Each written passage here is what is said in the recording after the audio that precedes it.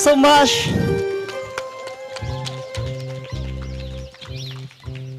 Thank you so much, Tong. Now that's a way to start. So, thank you all for joining us here this noon. And I am JV. I am an indigenous youth from Southern Palawan in the Philippines.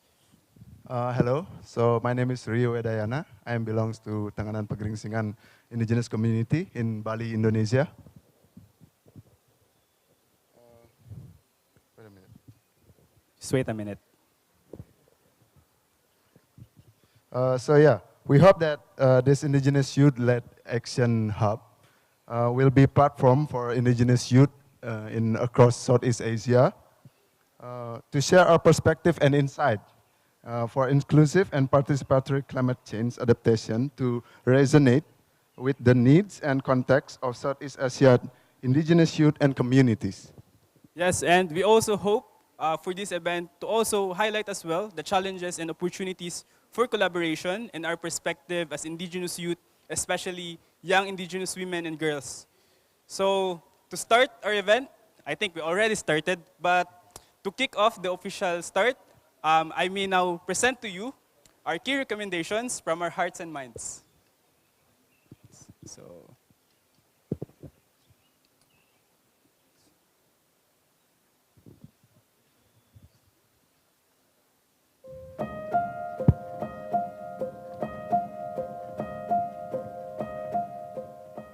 In a world increasingly interconnected, it's crucial to recognize and uphold the rights of indigenous peoples.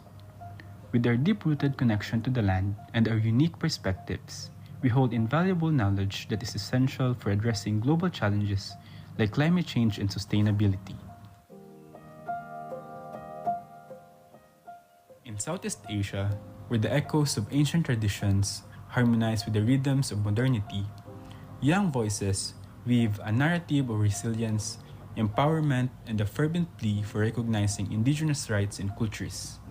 A tale of unity where diverse threads converge to create a future where no voice is left unheard and no community is left behind. From our hearts and minds to yours, we present the key recommendations born from our perspectives, shared experience, and insights.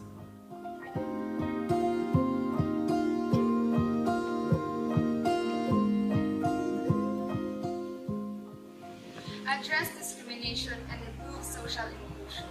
We must promote awareness, inclusion, and tolerance, implement anti-discriminatory policies, and preserve indigenous rights and dignity. Land and resources rights. We must safeguard indigenous land and resources rights by recognizing and protecting our territories from encroachment and exploitation. Implement land tenure reforms, recognizing customary land rights, and supporting sustainable and management practices. Empowerment the indigenous youth can help them to increase their leadership skills as well as helping them to preserve their traditional culture, and beside that also participate activities in shaping their own future. Indigenous people's rights should be respected and recognized by governments as defined in international frameworks such as the United Nations Declaration on the Rights of Indigenous Peoples (UNDRIP), which encompasses the right to territory, cultural heritage, and self-determination of the indigenous peoples. We create a better environment for increased involvement of indigenous youth in the decision-making process by creating platform for our meaningful participation. On climate action and resilience, we should create platforms and spaces for indigenous youth to have meaningful discussions with policymakers, scientists, and other stakeholders.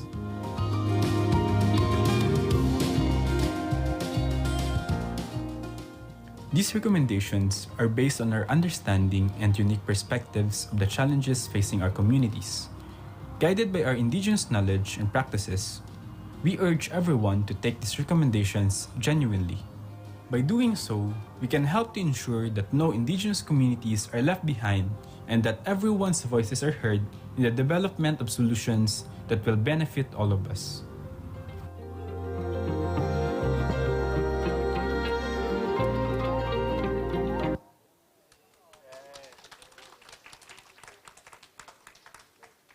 I think I need help.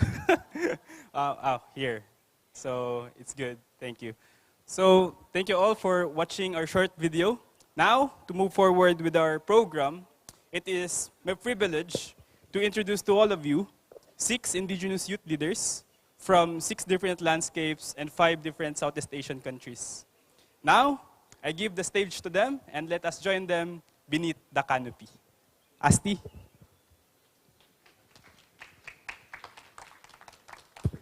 Thank you, GV.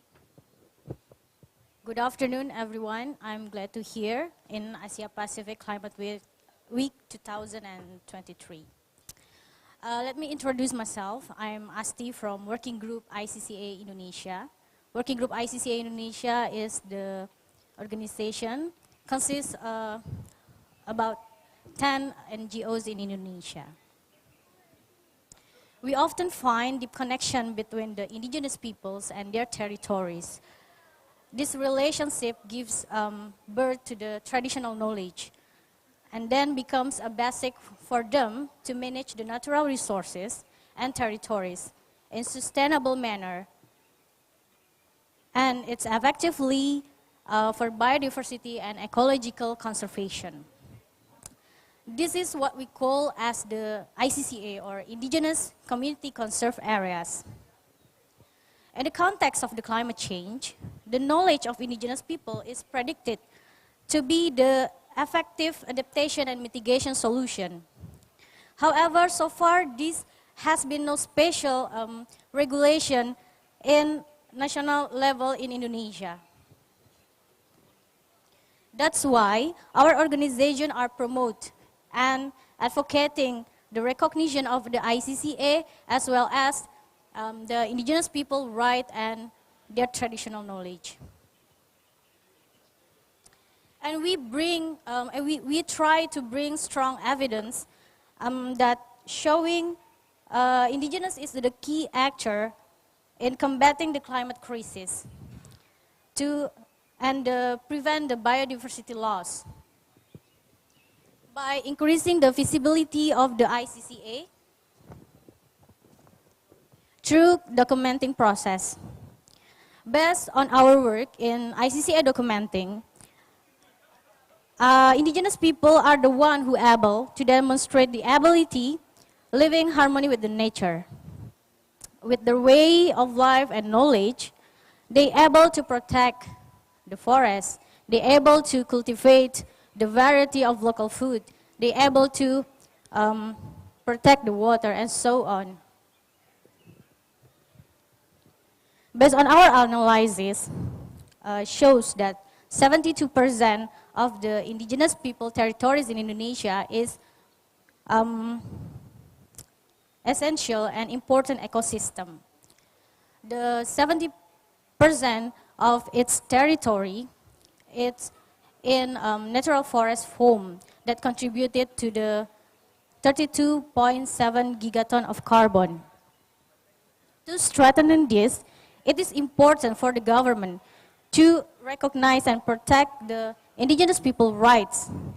They should be involved in any decision-making process and policy-making process. On the other hand, the climate change is the systemic problem that also places the indigenous people in the vulnerable and injustice position.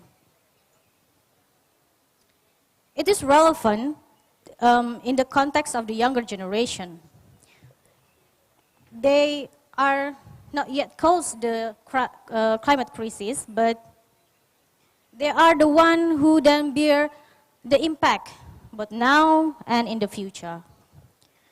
The negative impact of this climate change also impact the education, employment, and social economic welfare for the younger generation. So it is important to encourage and support the younger generation, especially the indigenous people youth, into meaningful participation in the decision-making process on the climate action and climate policies. But it seems the space for younger is limited and they are still marginalized, especially when it comes to participation in public policy, where young people almost invisible. In order to preparing the indigenous youth into the decision making arena, their capacity need to be increased. Their knowledge has to be increased. The investment built by Working Group ICCA is bring together the younger generation into the wider network, where they can gain the experience, the knowledge, they can share learning to each other, so their capacity become stronger and the space for intervention become wider. At the national level, Working Group ICCA support the establishment of the ICCA Rights Holder Network, where all the ICCA holders, including the traditional elders, youth, and women, can connect, and they can build the solidarity action.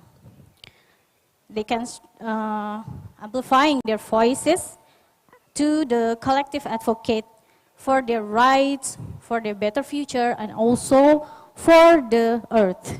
Thank you.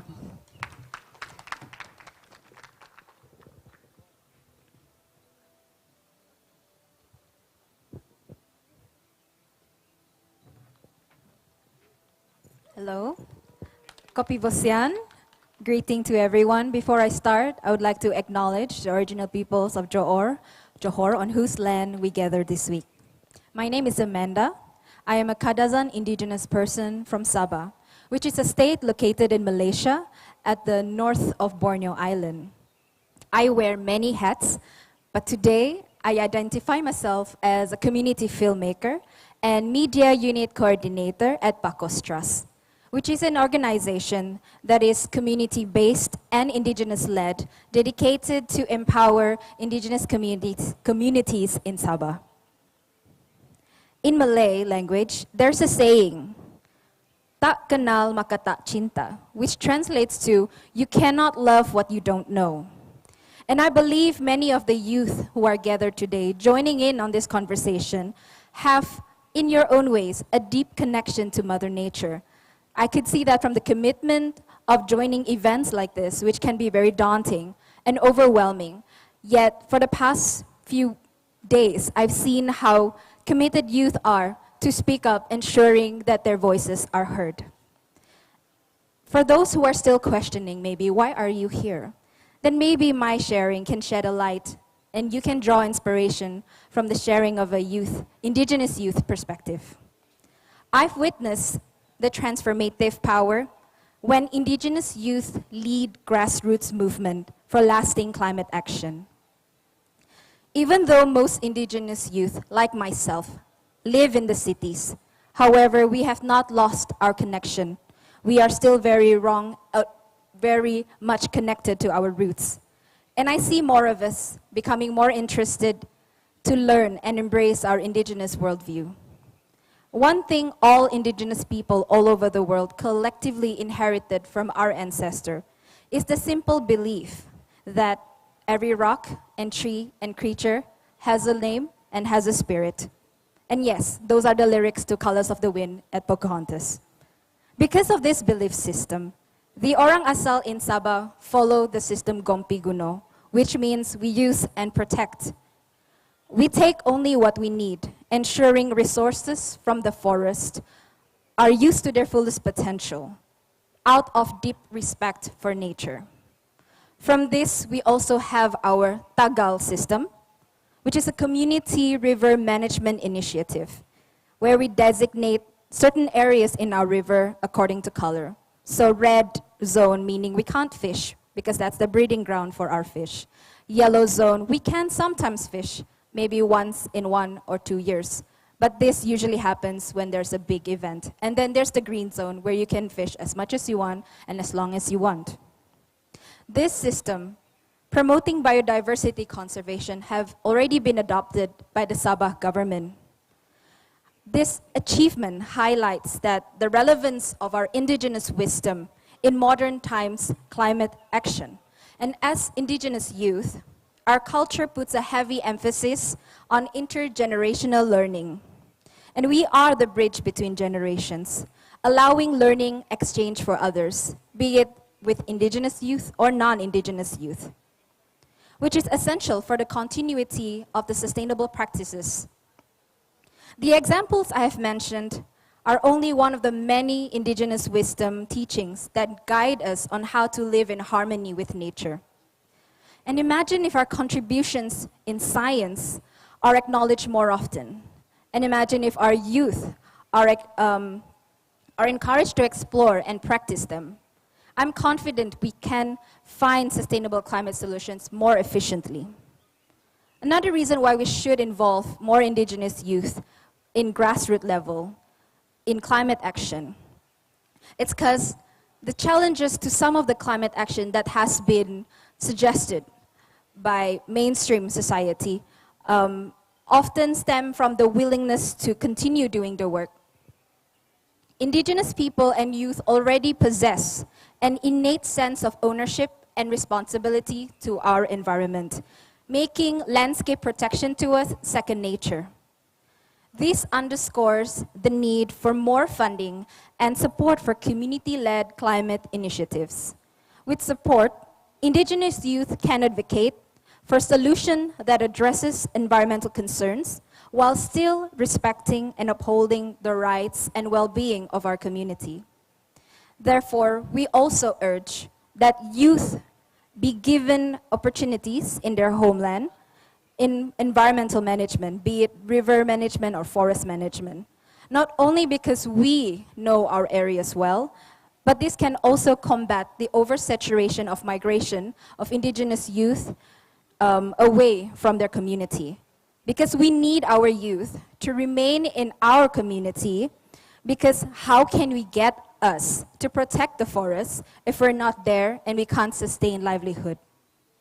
To reiterate and to end, involving indigenous youth at the grassroots level is crucial for lasting climate action. Our unique perspectives, cultural knowledge, and unwavering commitment have been proven for generations to contribute to holistic and sustainable approaches in addressing challenges posed by climate change. Kotohwadan, thank you.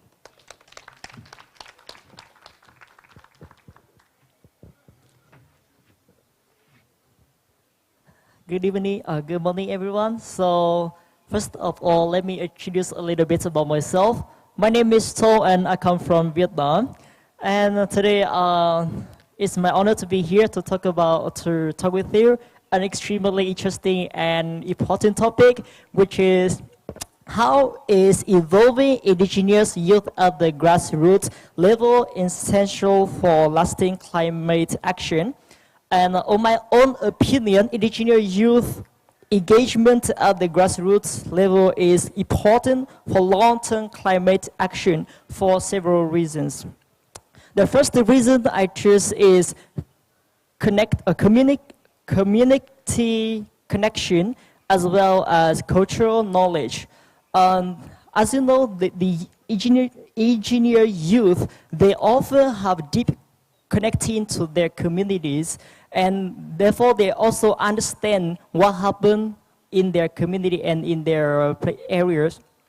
So take me an example. I come from in the poor countryside in the northwest of Vietnam, and since I was a kid until now, I see everything in my town change a lot. One of them is the climate, and the question is why?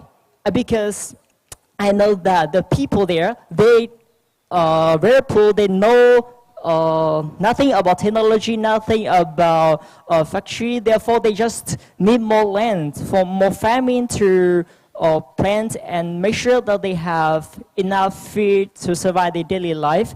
And the second reason is the winter in my hometown very cold in the winter season, therefore they cut the trees down and to make warm during the winter season. And this is the true reasons as a engineers youth and I know.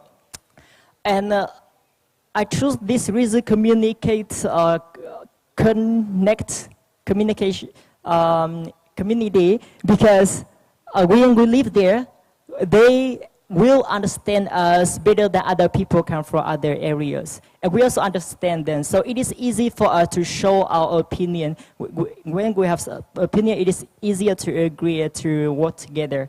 And right now we're moving on to the second reason is global cooperation. Why choose these reasons? As you know, nowadays our Earth just a global village. As we know, everything is Internet of Things, right? So indigenous youth, especially in the youth in general, we're easier to find information or learn easier than ever. Let's take me an example. I also learning English and other cultures from the internet. And it is here also, this event also an example too. I use my English to connecting with you guys here and to cooperation with you guys here because you also come from different countries, right? So this is, I can connect with you guys too. So that is why I chose the reason global cooperation. And the last reason I choose is long-term commitment. And why? Because, as you know, the indigenous youth, they live in their community since they was kids. And when they grow up, they'll understand what happened during that time. They'll understand that. They'll try to find the solution. They understand the problems and the cause of the problem as well. And at least they have responsibility to protect and contribute for their communities. And a few things that the youth have is passion, energy, dream, and hope. And one most thing that the youth have that the older people do have is times. And when the youth collect and put all those things together, they are the solution for the future. That is the why I choose this message, youth is the solution for the future. And so that is the my presentation today. So thank you for your listening.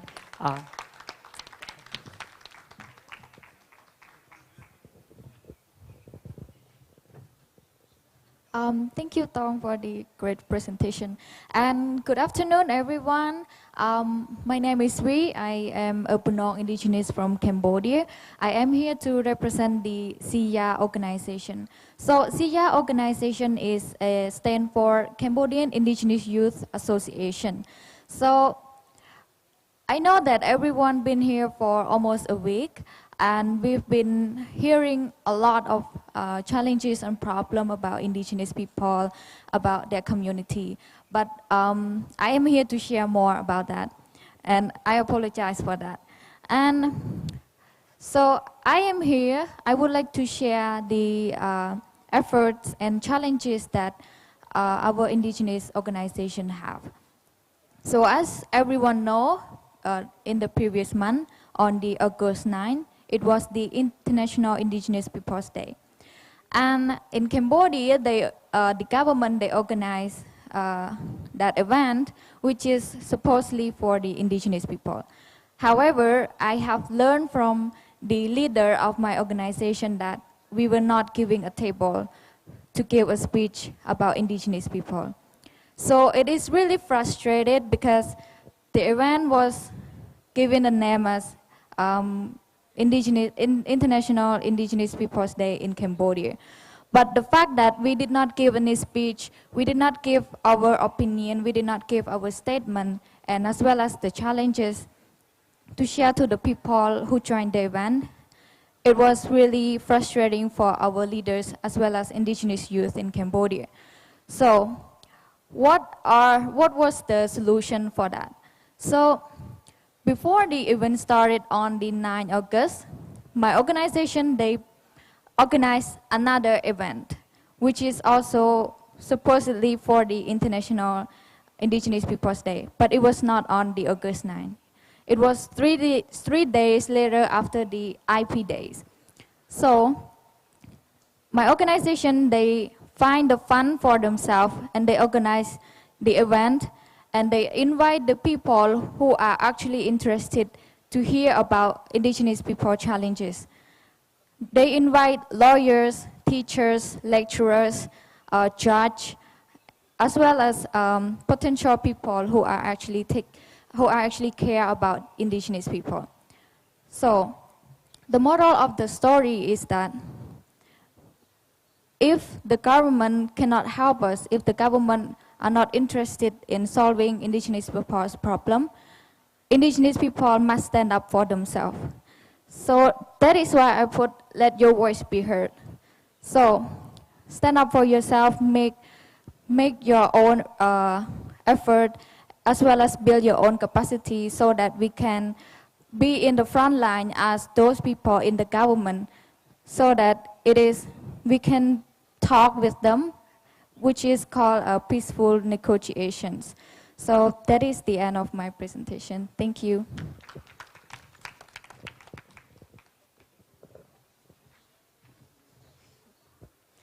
Hello everyone.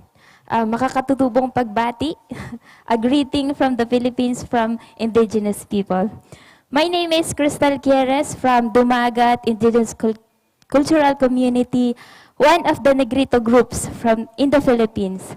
So as an indigenous Dumagat youth here that represent our network, the Ugnay National Indigenous Youth Network in the Philippines, which was formed along with other indigenous youth in our country for different landscape, from Sierra Madre landscape, Negros landscape, Palawan landscape, and also from Mindanao landscape. So as we saw that there are so many thematic areas that needed to be addressed in terms of defending our lands, our rights as indigenous peoples, our livelihood within our ancestral lands, the nature of course, and even our health, that made our advocacies more specific in these spaces like this, and how to defend our ancestral domains from any destructive or extractive activities that might cause us to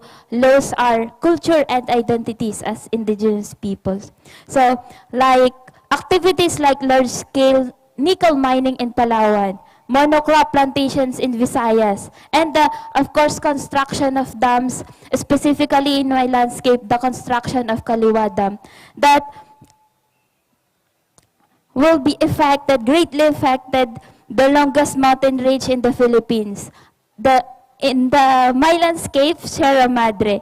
And I witnessed and also have been involved in many campaigns how our tribal leaders fight for this for many decades now. So those really make me feel that I'm a youth that already can take a part of those meaningful actions when it comes to defending our ancestral lands.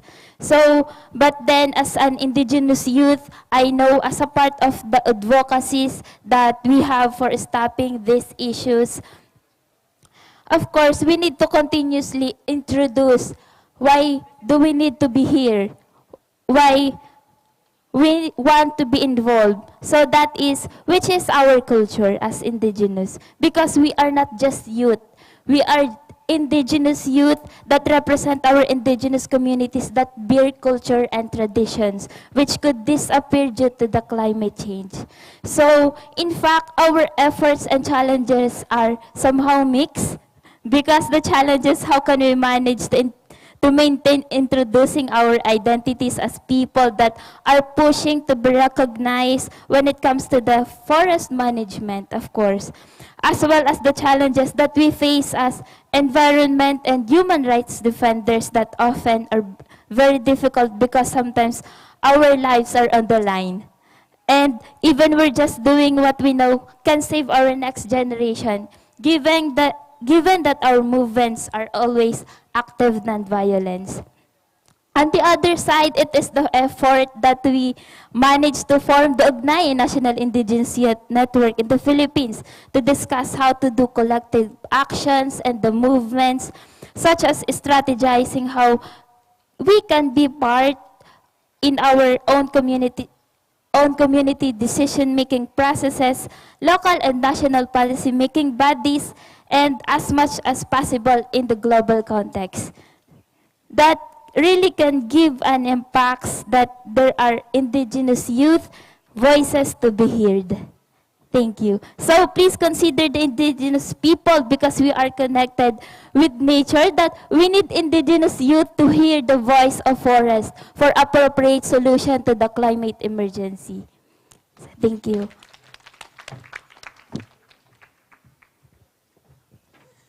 Thank you, Cristel. Litang nihigatayon amin, I am Asami Segundo. I am an indigenous youth leader from the Ikalahan community of the Northern Philippines. Today, we have heard the recommendations and demands of indigenous youth in climate action. We are the ones who are in the ground, and we in our communities feel the effects of climate change. Ironic that we are in the forefront of climate change, yet we have been guardians and stewards of Mother Earth since time immemorial. You have seen and heard today that we indigenous youth are already taking a stand. We join our elders, not just in our communities, but the elders from the IP caucus in demanding the recognition of the rights of indigenous peoples, for the inclusion of IPs and indigenous youth in the platforms from the local level to the international spaces where climate discourse and policies are made. Listen to us and our innovations and our struggle to ensure the identity that our elders have passed down to us. Listen to us as we share our stories about how climate change is slowly disrupting our culture, our identity. Help us demand for spaces in decision and policy-making platforms.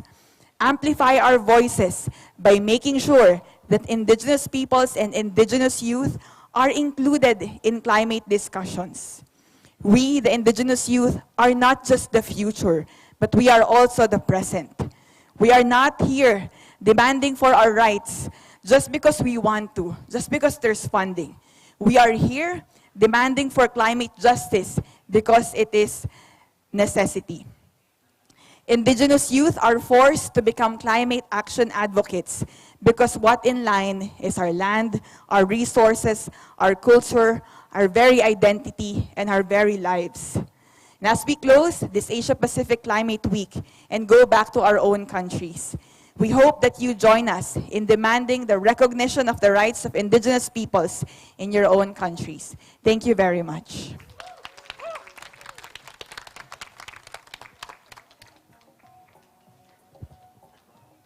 That's it. Thank you.